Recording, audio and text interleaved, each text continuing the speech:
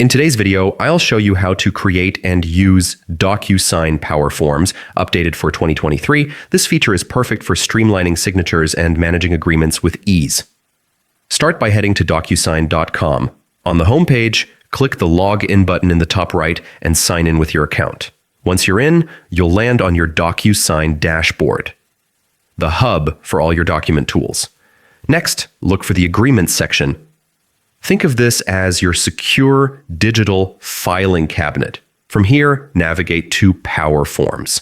PowerForms are reusable templates, great for when you need the same document signed multiple times, but with different information each time. If you see an upgrade option, don't worry. That just means you'll need the right plan level to unlock full functionality. Once enabled, you can start creating PowerForms, customize them, and share the links with anyone who needs to sign.